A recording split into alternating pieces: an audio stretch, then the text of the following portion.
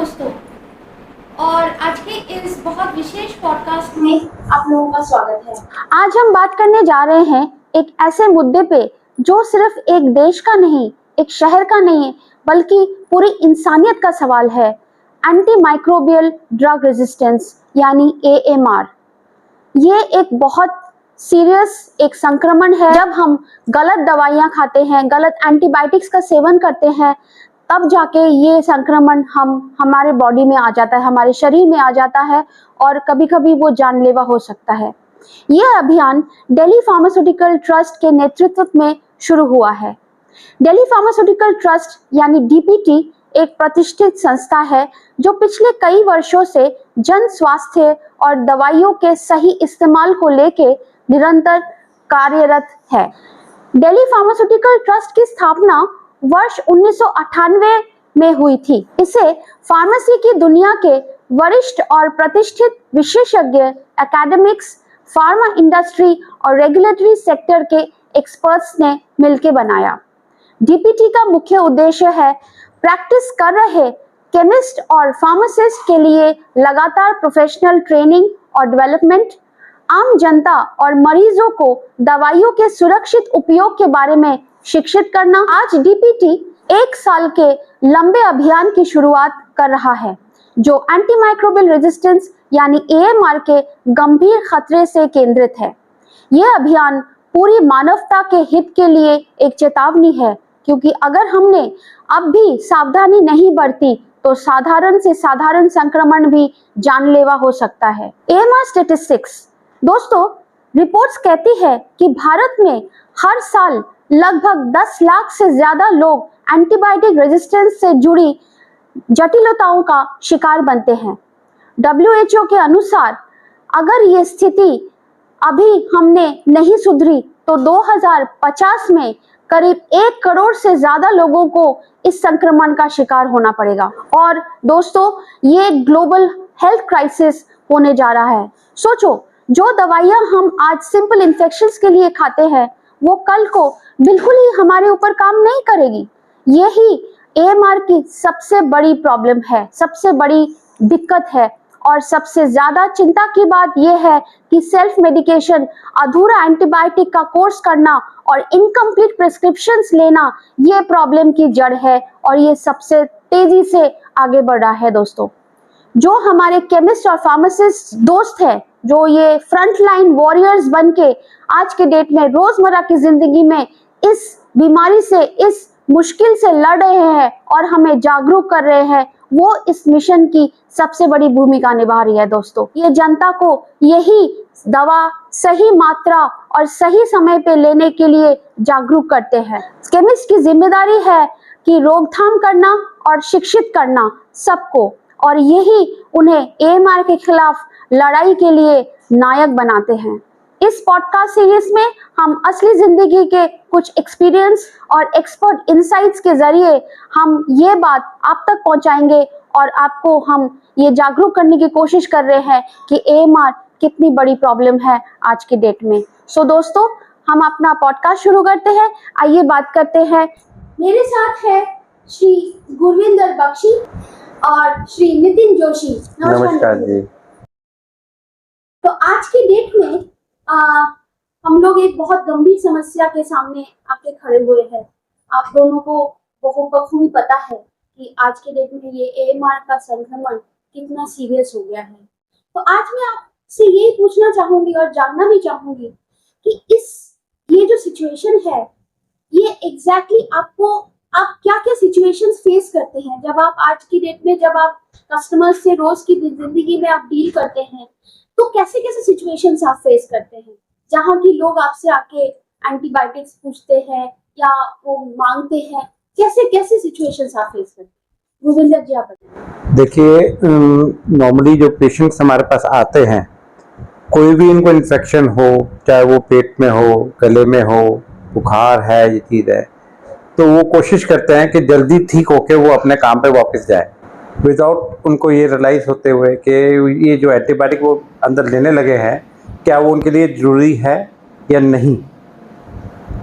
इसीलिए हम उनको समझाते हैं कि पहले वो डॉक्टर के पास जाएं, कोई भी इन्फेक्शन हो। हम बेसिक दवाई देने की कोशिश करते हैं उनको, जैसे कोल्ड है या पेट खराब है, उनको बेसिक दवाई दी जाती है, उनको बताते हैं इसमें एंटीबायोटिक की आपको ज़रूरत नहीं है। और अगर ज़्यादा गंभीर हो, उनको ये भी हम हिदायत देते हैं कि अगर आपकी ज़्यादा तबीयत ख़राब हो तो आप इमीडिएटली डॉक्टर से कंसल्ट करें इसके रिगार्डिंग, ये चीज़ है।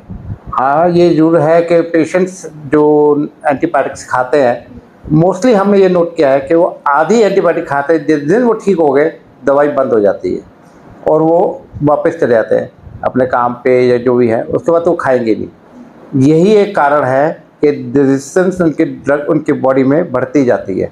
आज एक बेसिक एंटीबायोटिक पे है, नेक्स्ट टाइम उनको सेकंड स्टेज पे जाना पड़ेगा, नया एंटीबायोटिक लेना पड़ेगा उसको ठीक करने के लिए, उसी इन्फेक्शन को ठीक करने के लिए। ये एक बहुत बड़ा कारण है जिसको लोगों को समझना चाहिए। इसके लिए हमारी एसोसिएशन, हमारी ये संस्थाएं काफ़ी पोस्टर्स वगैरह हमें देती है, लीफलेट्स देती है, लिफाफे देती है, जो हम देते हैं पेशेंट्स को ताकि उनको एजुकेट किया जा सके। नितिन जी, आपके कुछ हमें हमारे साथ शेयर कीजिए, आपके कुछ एक्सपीरियंस हाँ, शेयर कीजिए। हमारे मित्र सही कह रहे हैं। कई बार आते हैं पेशेंट हमारे पास, वो कहते हैं हमारे गले में दर्द है तो हमें उसके लिए एंटीबायोटिक दे दो, लेकिन वो जो दवाई लेना चाहते हैं, डॉक्टर जो लिखना चाहते हैं, डॉक्टर पे जाने से उन्हें होता है कि वहाँ जाएंगे तो हमें मतलब लाइंस में लगना पड़ेगा और मतलब दिक्कत उन्हें बहुत फेस करनी पड़ती है। केमिस्ट के पास आते हैं कि हमें जल्दी ठीक होना है तो कोई हमें एंटीबायोटिक जल्दी से बता दो जिससे हमें आराम आ जाए, लेकिन हम पहले उनको एंटी एलर्जिक वगैरह मेडिसिन या सिर्फ पैरासीटामोल ही देते हैं। कहते कि 2 दिन आप खा के देखो, अगर उससे आपको रिलीफ मिलता है एंटीबायोटिक बाद में आपको देंगे, बाकी आप डॉक्टर से आप कंसर्न करो। अगर डॉक्टर आपको लगता है कि आपको एंटीबायोटिक की ज़रूरत पड़ती है तो आप डॉक्टर के पास जाके उनसे प्रिस्क्रिप्शन लेके तब आप हमारे पास आओ, ताकि तभी हम आपको एंटीबायोटिक दे पाएंगे। लेकिन पेशेंट को होता है कि जल्दी से जल्दी हमें एंटीबायोटिक दो ताकि हम जल्दी ठीक होके काम कर सकें। तो सबसे कॉमन, मोहिंदर जी मैं आपसे पूछना चाहूंगी, सबसे कॉमन किस हालत में लोग एंटीबायोटिक्स के लिए डिमांड करते हैं? मतलब अगर गले का कुछ प्रॉब्लम हो या पेट का हो या कुछ और बीमारी? ज़्यादातर गले के लिए, इवन कोल्ड के लिए भी लोग मांगते हैं, जो हम उनको मना कर देते हैं, कोल्ड में ज़रूरत ही नहीं है उनको एंटीबायोटिक की। पेट के इन्फेक्शन के लिए भी लोग डिमांड करते हैं, क्योंकि डॉक्टर ने पहले उनको लिखा होता है किसी और इन्फेक्शन के लिए, वो सोचते हैं ये एंटीबायोटिक इसमें भी काम करेगा, तो उनको समझाना पड़ता है कि इसमें ज़रूरत नहीं है आपको, आप बेसिक ड्रग दीजिए, उसी से आपको आराम आ जाएगा। लोगों में पेशेंस नहीं है कि दवाई को अपने बॉडी को रेस्ट दें, उसी से ठीक हो जाए। लोग चाहते हैं कि बस आज खाए और कल काम पे। नितिन जी मैं आपसे पूछना चाहूंगी कि जैसे गले के दर्द में, गले में कई बार वायरल इन्फेक्शंस होते हैं जिस वजह से एंटीबायोटिक्स काम नहीं करते हैं, तो क्या कस्टमर्स को ये शिक्षा देते हैं कि ये एक ऐसा इन्फेक्शन है जिसमें आपको एंटीबायोटिक्स की जरूरत नहीं है, ये हो सकता है वायरल हो, बैक्टीरियल इन्फेक्शन ना हो, इसमें फिर आपका कोई एंटीबायोटिक आप में काम नहीं करेगा? हाँ, बात आप सही कह रहे हो, लेकिन पेशेंट है कि वही है कि आप जो हमारे परम मित्र बता रहे हैं कि लोगों में पेशेंस नहीं है, तो वो यही चाहते हैं कि जल्दी से जल्दी हमें कोई ऐसी दवाई दो जिससे हम जल्दी ठीक हो सकें।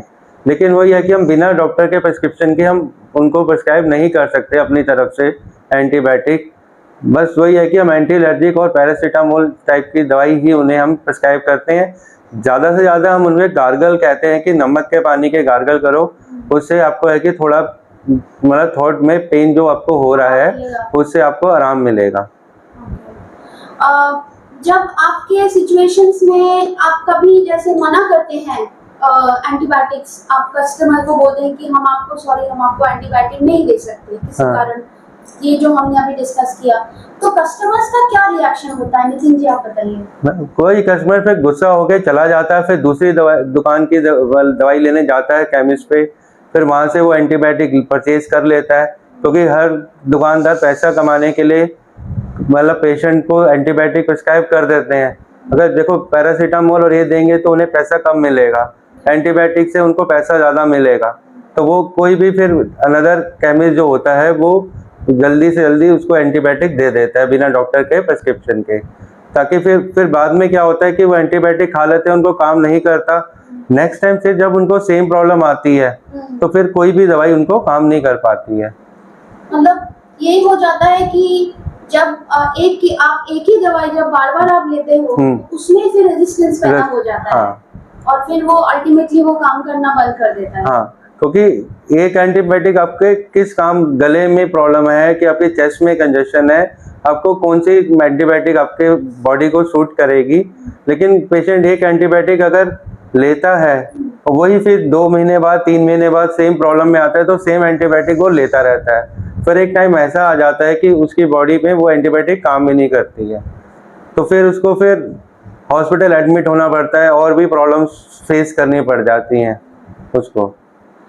आपके तजुर्बे के हिसाब से पिछले कई सालों में क्या आप लोगों ने बहुत ज़्यादा high rise in antibiotic purchase आपने देखा है? हाँ, मैंने देखा है कि मेरे फ्रेंड की मदर हैं, उनको यूरिन इन्फेक्शन था, नॉफ्लॉक्सासिन वो खाती थी, तो हर मतलब 5 दिन 7 दिन का कोर्स करने के बाद हर 1-2 महीने के बाद उनको सेम प्रॉब्लम होती थी, लेकिन वो घर पे किसी को बताती नहीं थी। अपने सर्वेंट को बेच के दवाई मंगवा के वो बार बार एंटीबायोटिक खाते रहते थे। फिर ये हुआ कि 20 साल 30 साल उन्होंने ऐसे निकाले, उनकी बॉडी में एंटीबायोटिक ऐसे मतलब फैल गया एंटीबायोटिक, तो उनको मतलब फिर डॉक्टर एडमिट करना पड़ा हॉस्पिटल में। जब उन्होंने टेस्ट करा तो उनको फिर कोई भी एंटीबायोटिक उनको सूट नहीं करी। फिर बाद में जाके होम्योपैथिक का इलाज करा के फिर आयुर्वेदिक होम्योपैथिक का करके तो उनका थोड़ा सा अभी स्टिल है, लेकिन वो प्रॉब्लम अभी भी उनको कंटिन्यू चल रही है। ये classic case of antibiotic resistance का है। गुरविंदर जी, आप कुछ शेयर कीजिए, ऐसा कोई सिचुएशन कहाँ पे आपने देखा है कि बहुत राइज हो रहा है, एंटीबायोटिक्स की डिमांड हो रही है और लोग आके बार बार वही एंटीबायोटिक्स मांगते हैं? देखिए, बात वही दोबारा से आ जाती है कि जब आप पहली बार डॉक्टर के पास जाते हैं किसी भी गले इन्फेक्शन के लिए, किसी चीज़ के लिए, और उससे आपको रिलीफ मिल गया, तो रादर जब नेक्स्ट टाइम इन्फेक्शन हुआ वो दोबारा डॉक्टर के पास जाए, वो फीस बचाने के चक्कर में दोबारा वही प्रिस्क्रिप्शन लेके आपके पास आ जाएंगे कि आप हमें ये रिपीट कर दीजिए, जो हम करते नहीं हैं, क्योंकि हमें डॉक्टर से बड़े क्लियर इंस्ट्रक्शंस हैं कि एंटीबायोटिक आप ऐसे दे नहीं सकते और देने भी नहीं चाहिए, हमें देने भी नहीं चाहिए। हम उनको यही सजेस्ट करते हैं कि आप दोबारा दिखाइए, जरूरी नहीं आपको सेम इन्फेक्शन आपको हुआ हो, कुछ और भी हो सकता है, और कोशिश यही की जाती है कि उनको एंटी एलर्जिक या कोई गागल्स देके उनको डॉक्टर के पास रेफर किया जाए ये चीज़। लेकिन राइज इन एंटीबायोटिक का तो चल ही रहा है चलन कि रोज़ एक नया एंटीबायोटिक आ जाता है, एक नई ड्रग आ जाती है। लोग जब डॉक्टर के पास जाते हैं तो जब उनको नई ड्रग प्रिस्क्राइब होती है तो उनको काफ़ी रिलीफ मिलता है, वो कहते हैं ये ड्रग शायद मैंने जो पुरानी खाई थी उससे बेटर थी, तो अगली बार मैं यही खाऊंगी। ये एक प्रॉब्लम है। और उस एंटीबायोटिक का वो कोर्स भी नहीं करेंगे पूरा, 2 दिन 3 दिन खाने के बाद छोड़ देंगे। इसी कारण बॉडी में रेजिस्टेंस बढ़ती जाती है आपके, इसीलिए आपको नेक्स्ट से नेक्स्ट एंटीबायोटिक पे जाना पड़ता है। अगर वो कोर्स पूरा कर लें तो आपको जरूरत ही ना पड़े, वो इन्फेक्शन एक ही बार में ठीक हो जाएगा आपका। कई बार क्या होता है कि डॉक्टर प्रिस्क्राइब करता है कि 7 डेज आपने एंटीबायोटिक खानी है और दिन में 2 बारी या किसी को 3 बारी प्रिस्क्राइब करता है, तो पेशेंट आता है हमारे पास प्रिस्क्रिप्शन लेके, वो कहता है कि मुझे सिर्फ 5 दिन की दे दो और मैं 3 बारी नहीं खाऊंगा, मैं 2 बारी खाऊंगा। वो 2 बारी खाता है, 5 दिन उसको प्रॉब्लम उसकी ठीक हो जाती है, फिर उसको सेम प्रॉब्लम 1 महीने 2 महीने के बाद बैक्टीरिया अच्छे से मरता नहीं, 1-2 महीने के बाद सेम प्रॉब्लम उसको फिर फेस करनी पड़ जाती है। तो ये बहुत बड़ा इशू है कि पेशेंट भी मतलब अगर डॉक्टर प्रिस्क्राइब करता है तो एंटीबायोटिक का पूरा कोर्स नहीं करता। और कई बार होता है कि जैसे मेरे को जो प्रॉब्लम होती है, सेम प्रॉब्लम मेरे घर में किसी को होती है, तो सेम वही दवाई हम लोग उसको प्रिस्क्राइब कर देते हैं कि मेरे को डॉक्टर ने ये दी थी प्रॉब्लम के लिए दवाई, तो तेरे को भी मुझे लग रहा है यही प्रॉब्लम है, तो तू भी ये सेम दवाई ले ले। मतलब डॉक्टर पे जाने से बचने के लिए हम अपने घर में ही दूसरे को सेम दवाई प्रिस्क्राइब कर देते हैं। तो इन सिचुएशंस में आप कस्टमर्स को क्या आप एडवाइस देते हैं जब आपको ये दिख रहा है कि कोई ठीक से कंप्लीट नहीं कर रहा है कोर्स और वो वापस आ रहा है आपके पास या कुछ और एंटीबायोटिक मांग रहा है, उस सिचुएशंस में आप लोग क्या बोलते हो? कस्टमर्स को आप क्या बोलते हो? देखिए, हम नॉर्मली, और हम ही नहीं, ज़्यादातर सारे केमिस्ट यही कहते हैं कि आप डॉक्टर के पास रेफर कीजिए, क्योंकि वी आर नॉट सपोज, हमें इतनी नॉलेज भी नहीं है उस चीज़ की कि हमें क्या चीज़ देनी चाहिए। हम डॉक्टर के पास ही रेफर करते हैं उनको, और देना भी चाहिए। पेशेंट को जाना चाहिए, पेशेंट को खुद एजुकेट होना चाहिए उसको रोज पेपर्स में भी आता है, गवर्नमेंट इतना को पेपर्स में निकालती है, हमारे थ्रू भी उनको एजुकेशन मिलती है कि एंटीबायोटिक कैसे ना खाया जाए चीज़ के लिए, जितना अवॉइड कर सकें। आपके बॉडी में रेजिस्टेंस बढ़ती जा रही है, उसके केस बढ़ती जा रही है चीज़ से। आपके हिसाब से इस प्रॉब्लम का कैसे हल निकल सकता है, क्या सोल्यूशन निकल सकता है, गोविंद जी आप बताइए। गवर्नमेंट शुड कम फॉरवर्ड, उनको और एजुकेशन प्रोग्राम इन टीवी, इन सोशल मीडिया में देना चाहिए।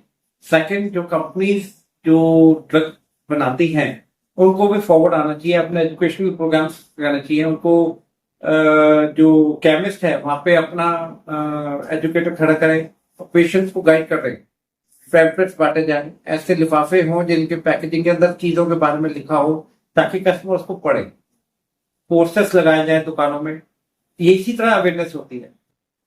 नितिन जी आप क्या कहते हैं। मेरे मित्र सही कह रहे हैं, सेम ऐसे ही करना चाहिए गवर्नमेंट को और कंपनीज को भी, सबको मतलब कस्टमर को अवेयर करना चाहिए, डॉक्टर को भी अच्छे से सारा मतलब गाइड करना चाहिए कि किस चीज के लिए ये दवाई के क्या इफेक्ट्स हैं, क्या साइड इफेक्ट्स हैं।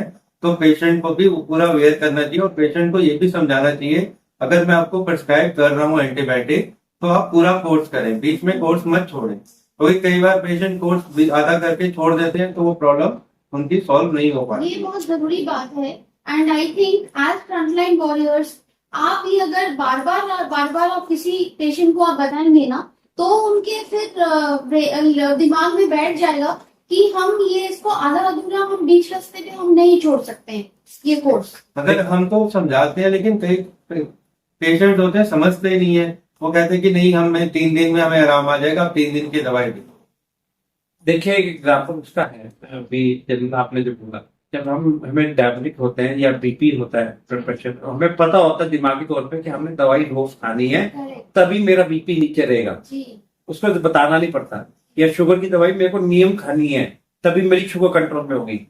पर एंटीबायोटिक केस में उनकी समझ अलग होती है, वो सोचते हैं जब मेरा गला में इन्फेक्शन था, दर्द था, वो ठीक हो गया तो मीन्स खत्म हो गया। उनको ये नहीं पता कि ये जो 5 दिन का कोर्स है उसी के बाद ये बैक्टीरिया मरेगा, और जब वो बैक्टीरिया नहीं मरता तो वो उससे ज्यादा खतरनाक होकर ऊपर आता है हमेशा। बिल्कुल। और ये जिम्मेवारी सिर्फ गवर्नमेंट की नहीं है, ये हर उस डिपार्टमेंट की है जो इस हेल्थ में जुड़ा हुआ है। हम as a chemist, doctor, as a practitioner, patient खुद भी, एंड कंपनीज एंड गवर्नमेंट सब मिलके जब ये चीज करेंगे तो इम्पैक्ट बहुत बड़ा आएगा। बिल्कुल सही। और ये सिर्फ शहरों में नहीं, ये गाँव में, छोटी छोटी जगह में भी एजुकेशन होना चाहिए हर जगह, ताकि ये चीजें उनको भी पता रहे, ये शहरों तक ही ना रहे, गाँव तक भी जाए, छोटे छोटे एरियाज में भी जाए, हर एक बंदे को एजुकेट किया जाए। ये बहुत सही कहा आपने जोगिंदर जी कि ये हर किसी की जिम्मेदारी है, किसी एक बॉडी की जिम्मेदारी या सरकार की नहीं है, क्योंकि जो भी कस्टमर्स के साथ, जो भी लोगों के साथ इंटरेक्शन होता है, उसी इंटरेक्शन में जब ये बात बार बार आएगी उठ के कि आप ये पूरा कोर्स करें, आप डॉक्टर के पास जाएं और इसके आगे हम आपको दवाई नहीं दे सकते हैं।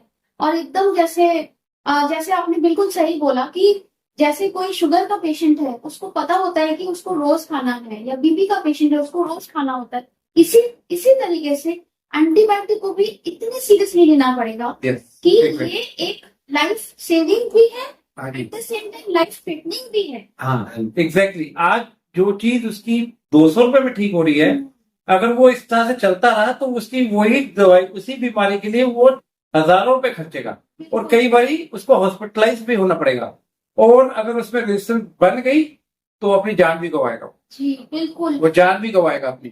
तो ये भी उसको ध्यान में, उसकी अवेयरनेस यहाँ तक होनी चाहिए। बिल्कुल सही कहा आपने गोविंदा जी। जैसे मतलब बीपी की दवाई नहीं लेने से आपको कुछ भी हार्ट अटैक आ सकता है, ब्रेन स्ट्रोक हो सकता है, ऐसे अगर हम सभी मिलके वो जो एक डरावनी चीज है, वो जो एक डरावना सिचुएशन है, वो अगर हम सबके साथ डिस्कस करें और उनको बताए कि इसका भी अंजाम आपके ऊपर उतना ही सीरियस आएगा, तो ही जाके मेरे ख्याल से लोग और ज्यादा जागरूक हो सकते हैं। बहुत अच्छा लगा आप दोनों से बात करके। आप चलते चलते आपका कोई मैसेज है जो आप कस्टमर्स को देना चाहते हैं?